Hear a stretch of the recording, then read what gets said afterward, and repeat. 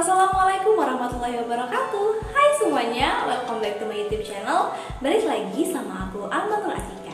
Kali ini kita akan belajar tentang teks anekdot yang sering kita temui pada mata pelajaran Bahasa Indonesia kelas 10, yakni pada KD 3.6 menganalisis struktur dan kebahasaan teks anekdot.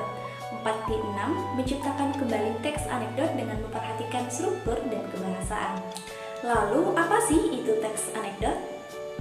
Teks anekdot adalah sebuah cerita atau kisah yang mengandung sifat lucu.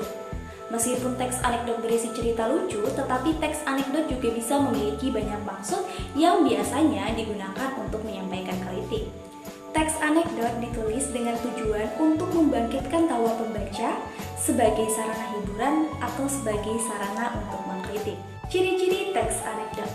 Teks anekdot memiliki beberapa ciri yang perlu kamu ketahui nih.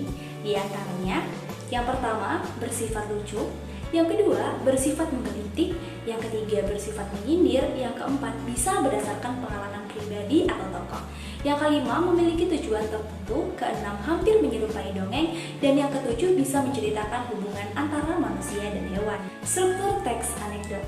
Teks anekdot memiliki struktur terdiri dari 5 bagian, yaitu yang pertama ada abstrak yang merupakan bagian pendahuluan atau bagian pembuka teks. Yang kedua, orientasi, merupakan awal suatu kejadian atau saat cerita mulai bergulir. Yang ketiga, krisis, merupakan puncak cerita yang berisi konflik atau masalah yang terjadi pada karakter. Yang keempat, reaksi, yang merupakan respon atau reaksi yang dilakukan karakter setelah mengalami krisis. Yang terakhir adalah koda, merupakan bagian penutup teks yang berisi amanat atau kritik. Selanjutnya ada kaidah kebahasaan. Yang pertama menggunakan kata keterangan waktu lampau, yang kedua menggunakan kata penghubung, yang ketiga menggunakan kata kerja, yang keempat menggambarkan urutan peristiwa berdasarkan waktu.